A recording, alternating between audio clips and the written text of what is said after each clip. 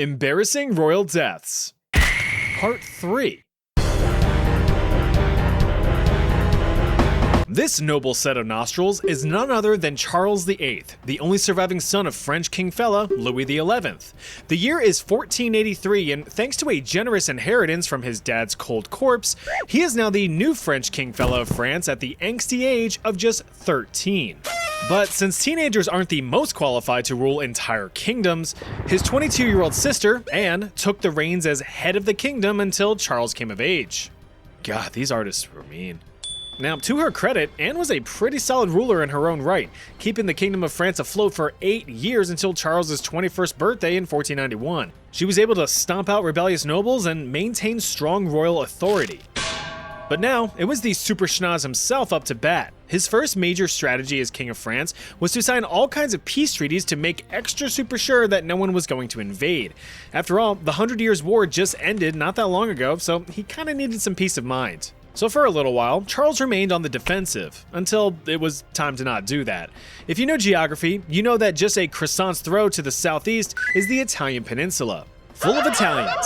Around this time, the region consisted of a whole mishmash of kingdoms and republics, with the biggest bit of the boot being the Kingdom of Naples, headed by one King Ferdinand I.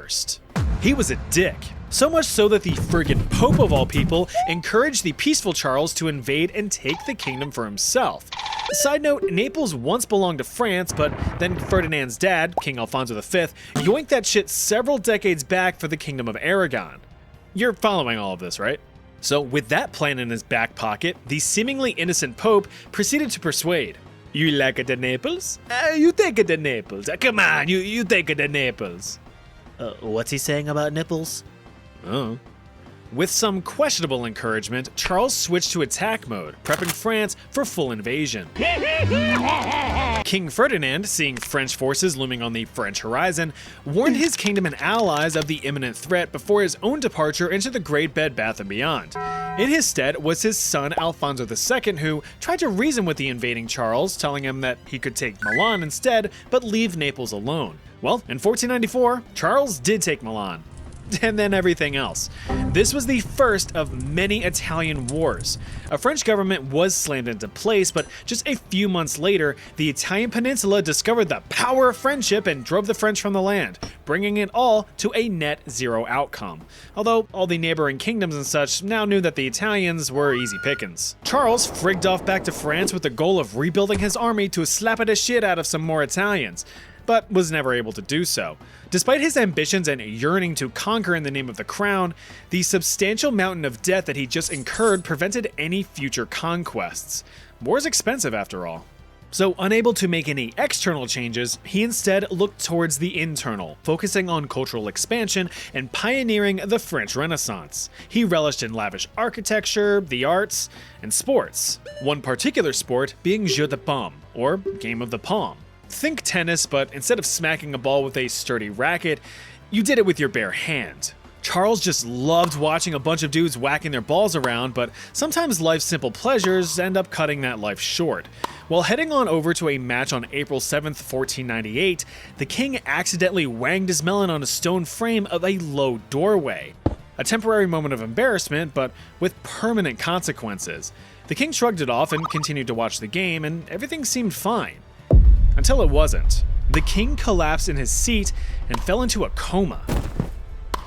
Medical attention was called right away, but King Charles VIII had died just 9 hours later at the age of 27. He left the Kingdom of France fractured and in massive debt.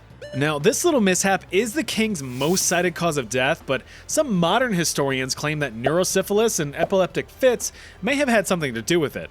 Luckily though, the king had 6 whole kids to carry on the family lineage. Oh wait, they all died in infancy. Bummer.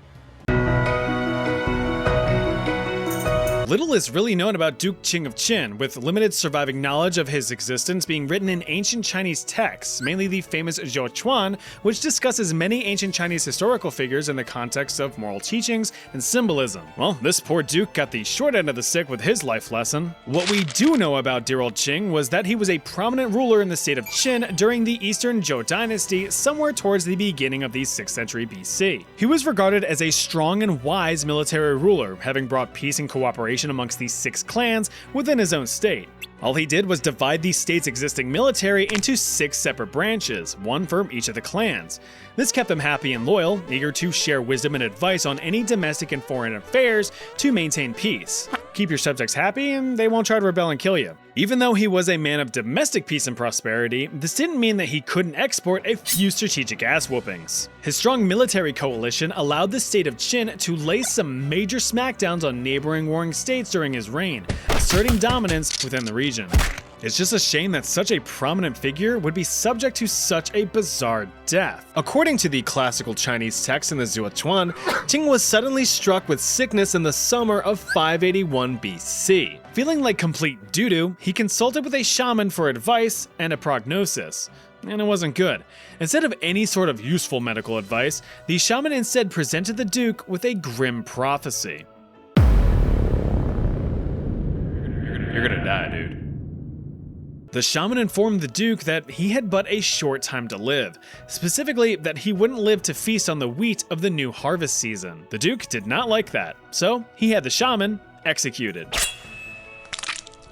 As a bit of a fuck you, Qing had some farmers reap an unripe crop of wheat and mash it into flour to make a debatably delicious low-poly cake. Horrible idea. The quote-unquote cake only exacerbated his symptoms, leading to frequent tummy troubles. Such rumblies in his tumbly meant that he had to make a poopy and a potty. So, scrambling to the nearest possible shitter, the Duke slammed his cheeks down to make a Duke of his own. But the slamming of the cheeks was apparently overly aggressive as he fell right through the seat and into the cesspit below. Already in a weakened state due to illness, Qing was quickly overwhelmed by the rotting slop and drowned in the waste. Now, I know what you're thinking. With bizarre deaths such as this, there's often the suspicion of over-exaggeration or falsehoods, with more reasonable explanations for one's passing being brought up in other texts. However, a few other works of the time also mention this exact event, with 0 other sources even alluding to evidence of foul play or even an uneventful natural demise, so Qing is remembered as the Duke that fell into a turlet and done drowned. Pretty shitty.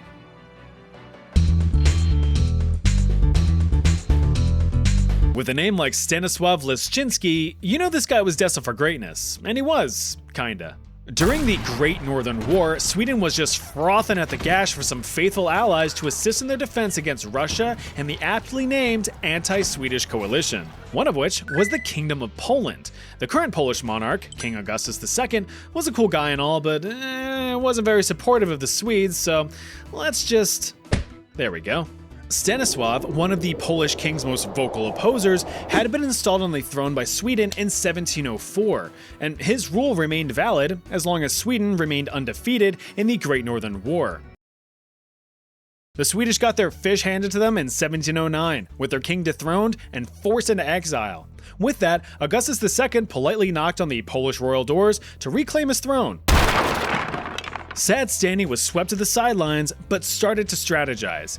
His beautiful cotton swab of a daughter got hitched to King Louis XV of France in 1725, a critical move of politics and power. With the French king now giving the old to his daughter, Stanisław would have a stronger claim to the Polish throne when the time came. And just like the French king, that time came rather quickly. In 1733, Augustus II had a bit of an embarrassing death himself. He went and snapped off an entire toe when entering a carriage. The wound got infected, which, in pre-modern medical terms, means death. Now, you would think that the throne would be passed down to Augustus' son, right? Wrong. The Polish king unfortunately never made the throne a hereditary inheritance, which was a grave mistake. Instead, the throne was formally up for grabs through a royal election. The winner, of course, was none other than Stanisław Leszczyński, so he was made king. Again. However, Russia, the winner of the whole Great Northern War thing, objected, demanding that the throne be rightfully passed to Augustus' son. Thus, a new war began. The War of the Polish Succession. French and Russian forces proceeded to blow each other to bits in Austria over who should be the rightful Polish king. 2 years and 88,000 deaths later, the two agreed on a ceasefire and Stan was forced to surrender the throne. But in my opinion, he made out on the deal. He had to give up his kingship, sure, but he was made Duke of the territories of Lorraine and Bar, living a wealthy and peaceful life in the comfy, cozy countryside, actively ruling the territories and writing philosophy in his spare time. But during one of his relaxing evenings of spitting poetic flames onto parchment in 1766, tragedy struck. Clad in his iconic silk robes, the now 88-year-old Stanislav nodded off near the fireplace. A rogue spark set his clothing ablaze, waking him up in a panic. The fire seared the old man's already withering flesh, resulting in devastating burns. Luckily, nearby servants rushed in and were able to extinguish the flames, but it was too late. Upon examination by his close friend and personal physician, Stanislav suffered severe burns to the left side of his body. His hand was completely burned to the bone. Being a bit of a big boy, Stanislav's stomach was burned as far as 8 centimeters or just over 3 inches under the skin. Over the next 2 weeks, the ex-monarch was slathered in all kinds of lotions and potions, and he seemed to be on the up and up. But then, of course, came the infection. By the 13th day of treatment, the skin on his hand had slid right off, revealing gangrenous sores. He was covered in oozing, festering, and excruciatingly painful wounds. Medical practitioners did anything and everything in their knowledge and power, but the pain and suffering was just too great. Unable to bear even the slightest movement, Stanislav was transferred to his armchair where he painfully passed on February 23, 1766. His territories of Lorraine and Bar transitioned over to French control upon his death, a stipulation that was agreed upon when he became duke. Word of advice, don't sleep within inches of an open fire unless you want to end up a burnt pile of pus. Rest in peace, Stan.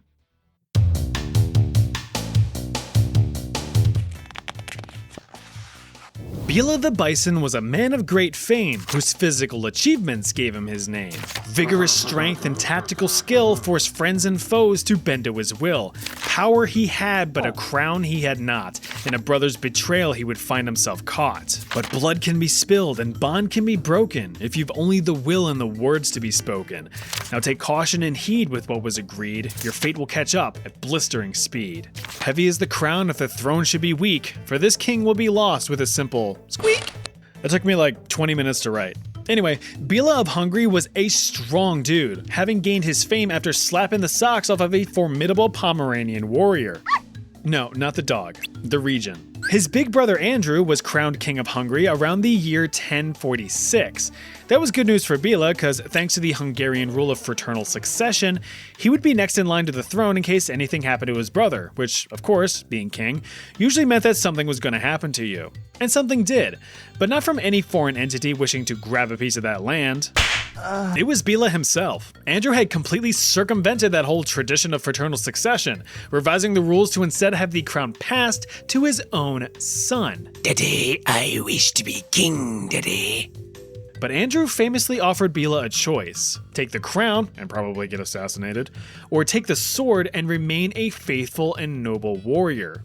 Bela took the sword, but had no intention of remaining loyal. After gathering a gaggle of groupies who supported his claim, Bela turned against his brother in 1060 and seized the crown for himself.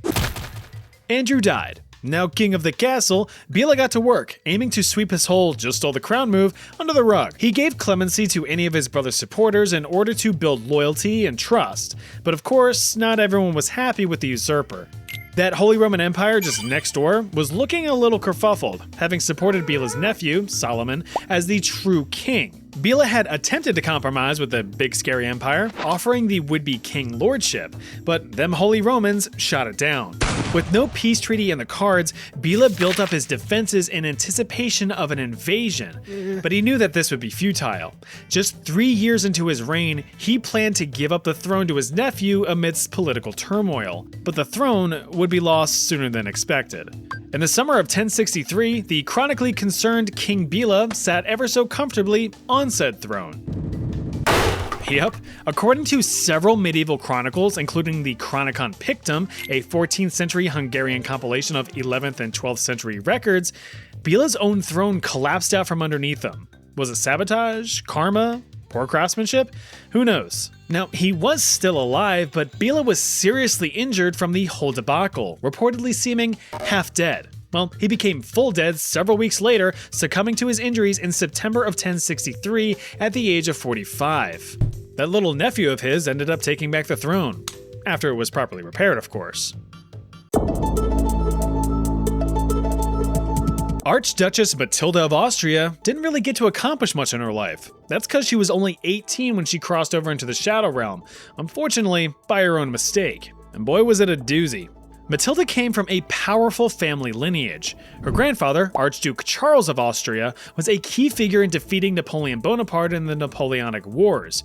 Her great-grandfather, Leopold II, was the brother of Marie Antoinette and the penultimate emperor of the Holy Roman Empire. So she had some huge shoes to fill. Now, unfortunately for Matilda and most noble women throughout history, this usually meant that you were just going to be married off to someone powerful for political gain, which was the case. Matilda was to be betrothed to the Crown Prince of Italy in an attempt to turn down the temperature on some heated relationships between Italy and the newly formed Austria-Hungary, because marriage always helps fix bad relationships. However, these marital celebrations would never come to be. You see, young Matilda was a woman of habit. A bad habit. Since she lived in such a state of stress, she savored the smoking of cigarettes. Of course, her father wasn't too keen on this tendency of tobacco dependency, often warning her of the dangers of such a habit. This habit is dangerous.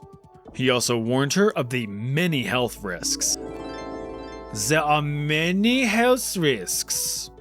Finally, he had straight up forbidden her from smoking. But all of those foreboding flashbacks didn't prevent the Archduchess from indulging. One evening in May of 1867, Matilda was getting ready to attend the theater, dressing up in her finest, poofiest, most combustible dress. After fitting into the thing, she fancied herself a tobacco snacky, lighting one up for a few quick drags. Whilst puffing away, her ear holes detected the vibrations of footsteps approaching. Her father's footsteps. In a panic, she carelessly concealed the cigarette in the back folds of her dress. "All ready to go to the theater, my dear?" he said in whatever language Austrians speak. Ach, very good. You aren't smoking in here, are you? Nein.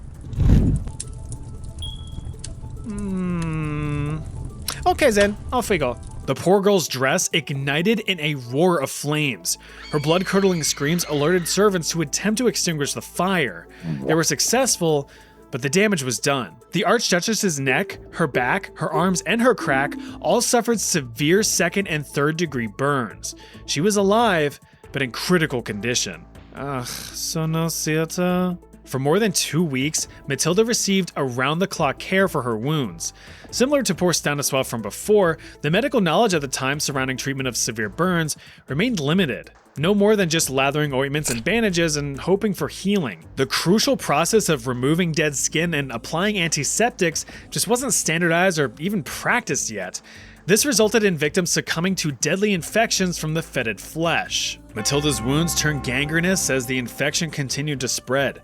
Despite medical efforts, she died from her self-immolation injuries on June 6, 1867. Remember, that smoking kills. Unless you're smoking a tender rack of ribs.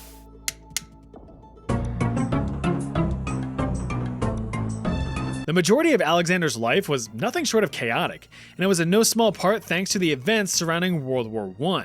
Dear old dad King Constantine I set a Greek policy of neutrality when Europe was banging away at itself during the Great War. This was neutral on paper, but Constantine's familial ties to the German crown had him leaning in that direction. I mean, he was married to Kaiser Wilhelm's sister for Pete's sake. No need to piss off the in-laws. Instead, he ended up pissing off his own people. His political stance angered the Greek prime minister, who went and tattled to the Triple Entente of Russia, France, and Great Britain. Fearing a new potential enemy, they decided to nip Greece in the bud. In 1917, Constantine was thrown off his throne, surrendering it to his younger, more easily manipulated son, Alexander. Alex regrettably accepted the crown at age 23. You see, even though he was now king, Alex knew that he held no real power. That was instead now transferred to the prime minister. Now viewed as traitors, Alex's family was cast into exile. As for Alex himself, he fled Athens to his family's summer home in Tatoi, which is like right up the road.